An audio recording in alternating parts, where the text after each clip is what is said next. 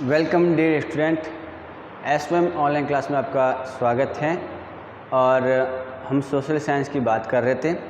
पिछले वीडियो में हमने भगवान बुद्ध के बारे में पढ़ा था।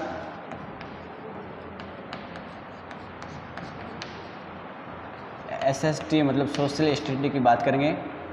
तो पाठ संख्या 6 की शुरुआत की थी हमने और उसमें भगवान बुद्ध के बारे में पढ़ा था कि भगवान बुद्ध के जीवन के बारे में कौन कौन सी शिक्षाएं हमको लेनी चाहिए, कौन कौन सी बातें हमको ग्रहण करनी चाहिए, किस प्रकार भगवान बुद्ध ने बौद्ध धर्म की स्थापना की, उसकी बात कर ली थी। उनकी जो भी शिक्षा है वो प्राकृत भाषा में उन्होंने दी। और साथ में उनकी जो शिक्षा के अंतर्गत हमने पढ़ा था कि उस समय अगर व्यक्ति को दुखों से दूर रहना है और व्यक्ति को दुखी नहीं होना चाहिए या दुख नहीं आए, तो उसके पीछे उसको जो भी उसकी तृष्णा है या जो इच्छा है उसको त्याग देना चाहिए। तो उसकी बात की थी। तो नए प्रश्न और नए विचार की बात कर रहे हैं अपन। नए प्रश्न और नए विचार। तो प्रश्न और नए विचार,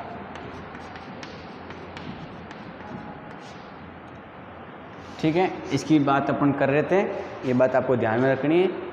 तो भगवान बुद्ध के बारे में पढ़ा था। ऐसी उन्हीं जीवन से संबंधित एक कहानी भी आती है और कहानी आपकी किताब में दी हुई है, तो बता देते हैं। इसको कहानी का नाम है किस्सा गौतमी की कहानी। किस्सा गौतमी की कहानी। गौतमी की कहानी।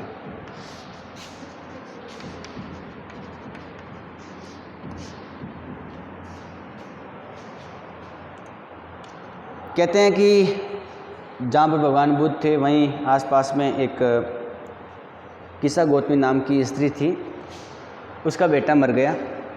किस्सा गौतमी का पुत्र था, वो मर गया और वो बड़ी दुखी हुई, कष्ट हुआ उसको और बहुत पीड़ा से उसका मन भर गया। अब इतनी दुखी हुई, हर तरफ से लोग उसको देखते कि वो दुखी है और वो अपने बेटे को गोद में लिए हुए इधर उधर घूमती रहती थी। लोगों से प्रार्थना करती थी कि कृपया करके मेरे बेटे को जीवित कर दो।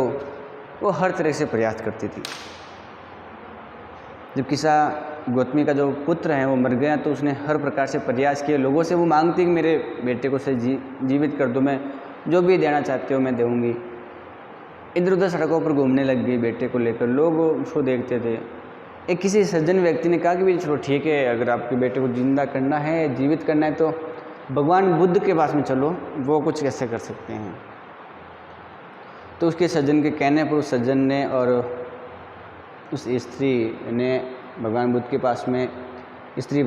पास में गई और अपने बेटे को लेकर वहाँ भगवान बुद्ध से प्रार्थना की कि आप भगवान बुद्ध हो और मेरी प्रार्थना है कि आप क्या करेंगे, मेरे बेटे को जीवित करेंगे। भगवान बुद्ध ने कहा बिल्कुल आपके बेटे को जीवित कर देंगे, लेकिन मेरी एक शर्त है कि मुझे क्या करना है, एक मुट्ठी भर सरसों ला कर देना है। सरसों का नाम सुना होगा। तो भगवान बुद्ध ने क्या कहा कि मुझे एक मुट्ठी भर क्या से सरसों चाहिए। स्त्री खुश हो गई कि अगर मैं एक मुट्ठी भर सरसों लाकर आपको दूंगी तो आप मेरे बेटे को जीवित कर देंगे। भगवान बुद्ध ने कहा बिल्कुल।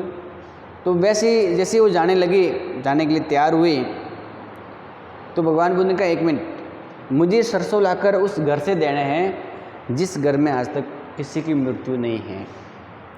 भगवान बुद्ध ने ये कहा कि ये जो सरसों हैं आप जो मुट्ठी भर लेने के लिए जा रहे हो, वो मुझे उस घर से लाकर देने हैं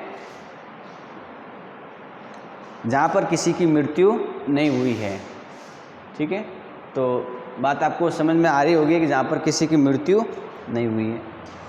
वो स्त्री वहाँ से गई अपने बेटे को जीवित करने के लिए और वो प्रत्येक घर में जाकर सरसों मांगने लगी और पहले पूछने लगी कि मुझे मुट्ठी भर सरसों चाहिए, लेकिन शर्त यह है कि आपके घर पर किसी की मृत्यु नहीं होनी चाहिए। वो एक घर के बाद दूसरे घर के बाद तीसरे घर, हर घर भागती गई, पूछती गई, लेकिन किसी के घर पर कोई न कोई तो मृत्यु को प्राप्त है, किसी की मृत्यु हो गई। किसी के घर पर दादा गए, कहीं पर दादी, किसी के कुछ मतलब किसी के नाना नानी घर, कुछ भी 1-2 तो गए हुए हैं। ऐसा उसको कोई घर नहीं मिला जहाँ पर किसी की मृत्यु नहीं हो। वो वापस आए और कहा कि भगवान बुद्ध या परमात्मा या महात्मा, ऐसा कोई घर नहीं मिला जहाँ किसी की मृत्यु नहीं है। तो फिर भगवान बुद्ध ने कहा कि भाई जब ऐसा कोई घर नहीं है जहाँ पर किसी की मृत्यु नहीं हो, मृत्यु सत्य है, शाश्वत या सार्वभौमिक सत्य है, तो एक दिन सबकी होनी चाहिए, किसी के पहले किसी के बाद में, इसलिए आपको चिंता नहीं करनी है। और इस प्रकार से उस दुखी माँ को भगवान बुद्ध ने समझाया। तो ये भगवान बुद्ध की एक कहानी उनसे संबंधित थी, अपने बात कर लिए। तो भगवान बुद्ध से संबंधित जो भी जानकारी है आपकी किताब के अकॉर्डिंग हमने प्राप्त कर लिए। अब अपना आगे पढ़ेंगे, जो अपना टॉपिक है उपनिषद। ठीक है, तो उपनिषद क्या है वो पढ़ेंगे।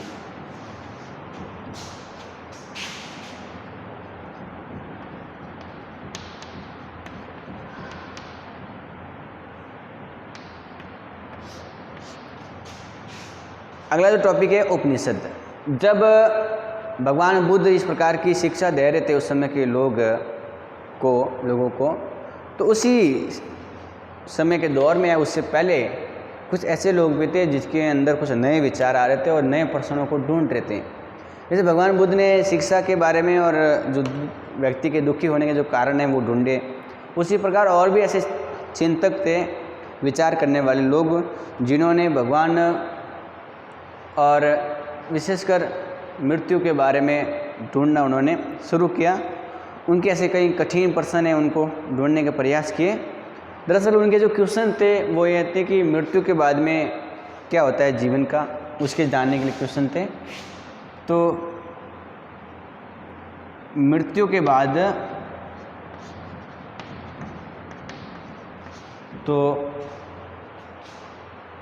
बाद जीवन का क्या होता है, जीवन का क्या होता है, ऐसे क्वेश्चन उस समय के लोग ढूंढने लगे। और उनको लगा कि मृत्यु के बाद में ऐसी कोई चीज़ रहती है जो स्थायी है। तो उनको लगा कि जो स्थायी चीज़ है जो मृत्यु के बाद में बचती है, उन्होंने उसका जो वर्णन है वो आत्मा या ब्रह्म या सार्वभौम आत्मा के रूप में किया है। तो उनका मानना था कि मृत्यु के बाद भी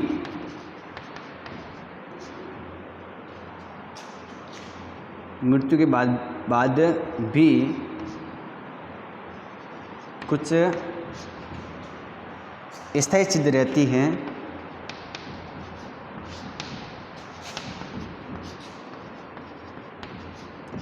हैं जिसका वर्णन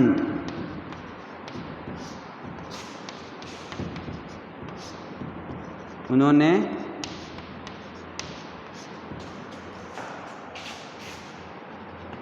आत्मा,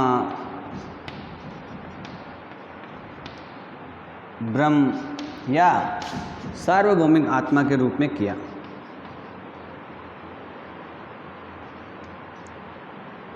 या विशेषकर आत्मा दोबारा आ गया तो आत्मा या ब्रह्म के रूप में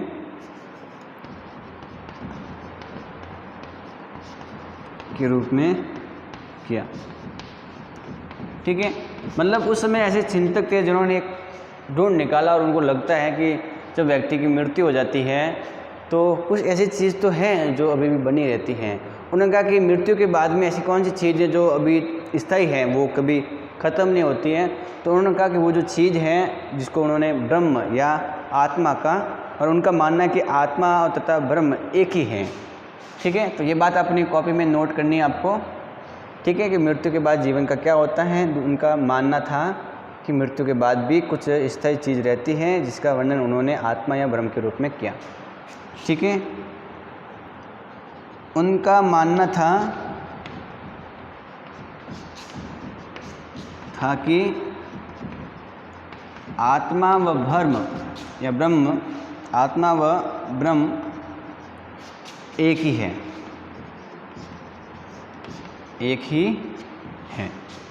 ठीक है। ये चीज़ आपको अपने कॉपी में नोट करना है। तो ऐसा उनका मानना था कि आत्मा व ब्रह्म एक ही हैं, इस बात को आप ध्यान रखेंगे। और अपनी कॉपी में नोट करेंगे।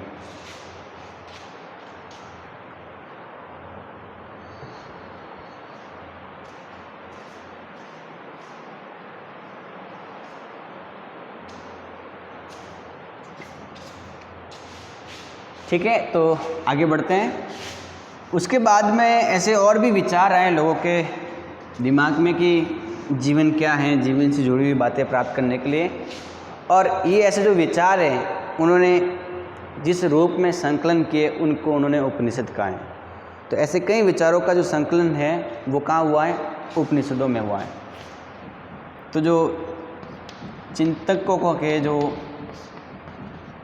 विचार हैं वो उपनिषद में संकलित हुए, मतलब उसमें इकट्ठा किया गया, उपनिषदों में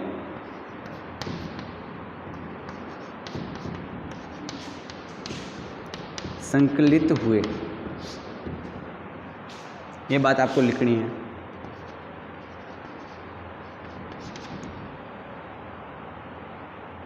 संकलित किए, ये लिख दो। जैसे कैसे विचार आया, हमने अभी विचार की बात की कि लोगों के मन में इस प्रकार का विचार आया कि आत्मा, परमात्मा, ब्रह्म एक ही है। ऐसे जो भी विचार आए उन सभी विचारों को उन्होंने किस रूप में, जिस चीज़ में उन्होंने संकलित किया, इकट्ठा किया, वो उपनिषदों में। ठीक है, तो चिंतकों के जो विचार हैं वो उपनिषदों में संकलित किए, ये बात आपको ध्यान में रखनी है। ठीक है, तो उपनिषद का जो शाब्दिक अर्थ होता है कि गुरु के समीप बैठना। तो ये बात आप कॉपी में नोट करेंगे कि उपनिषद का शाब्दिक अर्थ गुरु के समीप बैठना। समीप मतलब पास में बैठना, गुरु के समीप बैठना। ठीक है, तो उपनिषद का शाब्दिक अर्थ क्या है? गुरु के समीप बैठना। मतलब इस उपनिषद के अंदर जो बातें हैं, जो विचार विमर्श है, वो गुरु और मतलब अध्यापक और विद्यार्थियों के बीच की बातें हैं, उनका संकलन इस उपनिषद में दिखाई देता है। ठीक है, तो ये जो ग्रंथ हैं उपनिषद क्या है? एक ऐसे ग्रंथ हैं जो गुरु द्वारा बताए गए हैं शिष्य को या विद्यार्थियों को, और उन सभी बातों को उन्होंने इसमें संकलित किया है। ठीक है, दरअसल ये जो बातें हैं जो गुरु के पास में विद्यार्थी ने लिए हैं, ये विचार हैं वो सब वार्तालाप मतलब बातें करके बताए जाते हैं और उन पर वहाँ से प्रकट किए जाते हैं। ये जो उपनिषद हैं, ऐसे बहुत सारी उपनिषदों में कहानियाँ भी आती हैं, और एक कहानी का अपन जिक्र करेंगे जो आपकी किताब के अंदर दी है। ठीक है, उपनिषद के अंतर्गत इस प्रकार की बातें लिखी है कि आत्मा, परमात्मा, इस पूरा संसार आत्मा से बना हुआ है और ब्रह्म और आत्मा एक ही हैं, प्रत्येक जीवों में आत्मा है, इस प्रकार की उनकी बात माननी थी। तो आपके किताब में कहानी दी हुई है कि दो महर्षि थे, दो ऋषि मुनि थे, वो अपनी कुटिया में रह रहे थे। तो एक दिन क्या कर रहे थे, वो जैसे ही खाना खाने के लिए बैठे दोनों ऋषि, तो तुरंत एक वहाँ पर भिखारी आ गया। क्या आ गया? एक भिखारी आ गया, और भिखारी ने कहा कि मुझे भूख लगी है, मुझे भोजन दो। एक ऋषि मुनि ने कहा कि नहीं, हम आपको भोजन नहीं देंगे। फिर भिखारी ने कहा कि आप मानते हो कि आत्मा पूरे संसार में है, सभी के अंदर आत्मा है? बिल्कुल, ऋषि मुनि ने कहा कि हाँ, हम मानते हैं, सार्वभौमिक आत्मा की उपासना भी करते हैं। तो इसका मतलब, भिखारी ने कहा इसका मतलब मेरे अंदर भी आत्मा है और मैं भी सार्वभौमिक आत्मा का एक अंश हूँ, एक भाग हूँ। इसका मतलब अगर आप मुझे भोजन नहीं दे रहे हो, इसका मतलब सार्वभौमिक जो आत्मा है जिसका मैं भाग हूँ, उसको भी आप भोजन नहीं दे रहे हो। इस प्रकार से उस भिखारी ने बातें की, और फिर उसी बातों में आकर उनकी जो बातें सही थी, तो उस ऋषि मुनियों ने उस भिखारी को भोजन दे दिया। तो ये जो भिखारी की जो सत्य बातें थी कि जैसे मैं आत्मा हूँ और मेरे अंदर जो आत्मा है वो पूरे ब्रह्मांड के अंदर जैसी आत्मा है उनका अंश है, इस प्रकार की बातें इन उपनिषदों में मिलती हैं। तो उपनिषद का जो शाब्दिक अर्थ है कि गुरु के समीप बैठना, और अध्यापक और विद्यार्थियों के बीच में जो वार्तालाप हैं, उन्हीं वार्तालापों को इस उपनिषद में संकलित किया गया है, अंदर लिखा गया है। ये बात आपको ध्यान में रखनी है। दरअसल ये जो उपनिषद हैं, इस प्रकार की जो बातें हैं, विचार विमर्श गुरु और विद्यार्थियों के बीच में, वो विशेषकर राजा लोग या राजाओं के राजकुमार या ब्राह्मण लोग करते थे। तो इस प्रकार के जो चर्चाएं हैं वो विशेषकर ब्राह्मण पुरुष तथा राजा करते थे, वो इसमें भाग लेते थे। एक बात ये लिखनी है कि उपनिषद की जो चर्चाएं हैं कि चर्चाओं में अधिकांश मतलब ज़्यादातर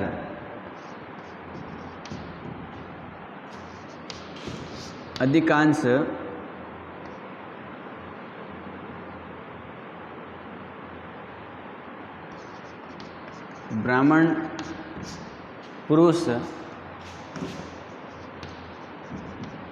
व राजा भाग लेते थे।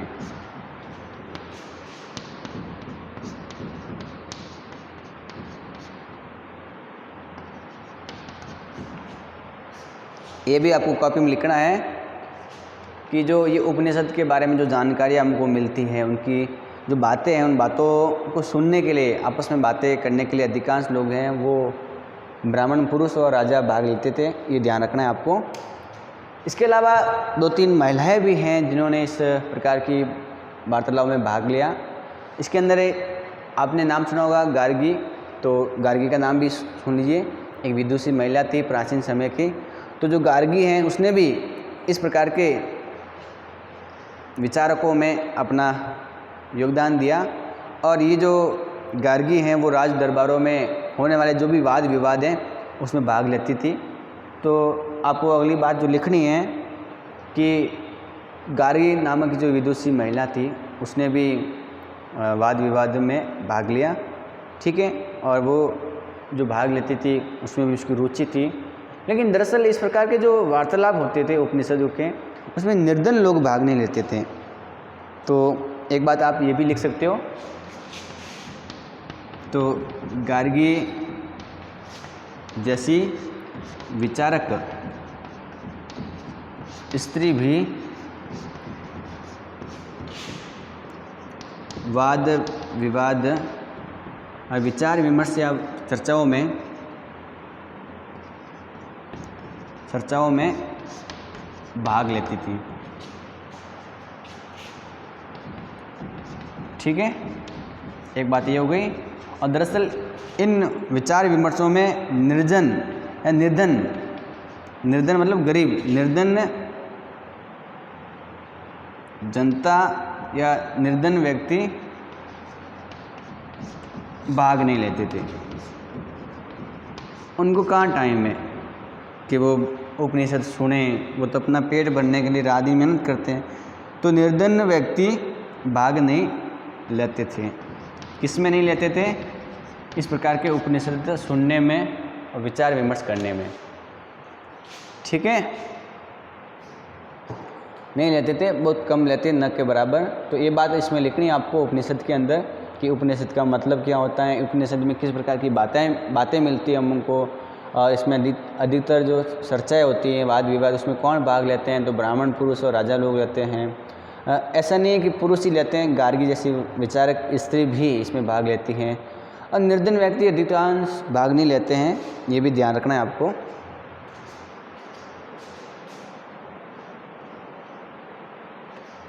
ठीक है।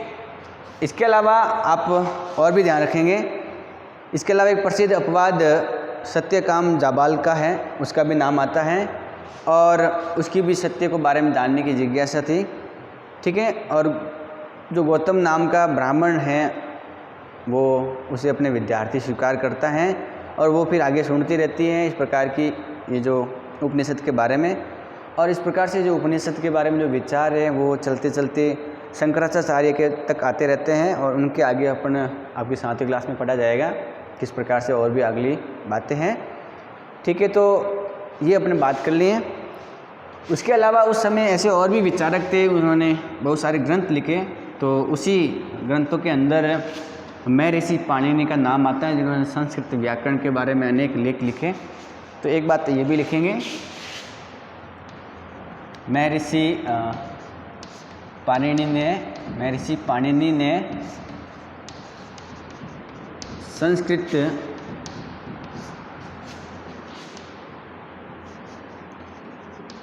व्याकरण से संबंधित,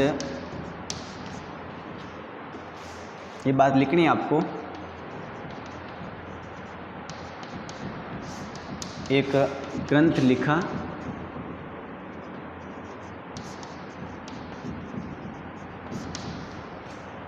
ठीक है। तो महर्षि पाणिनि ने संस्कृत व्याकरण से संबंधित एक ग्रंथ लिखा, उसमें संस्कृत व्याकरण की अनेक बातें बताई, सूत्र नियम बताए उन्होंने, ठीक है। और महान ऋषि थे, उन्होंने एक पुस्तक भी लिखी थी अष्टाध्यायी। तो उनकी पुस्तक का नाम या उनके ग्रंथ का नाम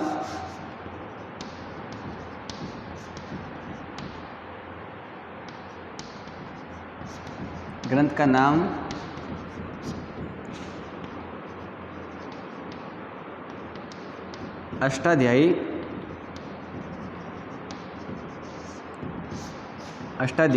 था, ठीक है। ये दो बातें लिखनी है आपको। और उपनिषद के बारे में हमने जानकारी प्राप्त कर ली है, किस प्रकार से उपनिषद होते हैं, किस प्रकार विचार विमर्श उनके अंदर होते हैं, कौन कौन भाग लेते हैं, सारी बात कर ली। उपनिषद का मतलब क्या होता है।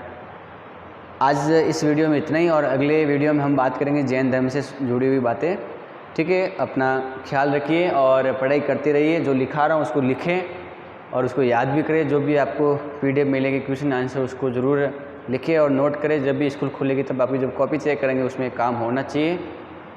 और घर पर रहिए, सुरक्षित रहिए और खा पी कर मस्त रहिए और साथ में पढ़ाई ज़रूर करिए, ठीक है। और वीडियो को लाइक ज़रूर करिए।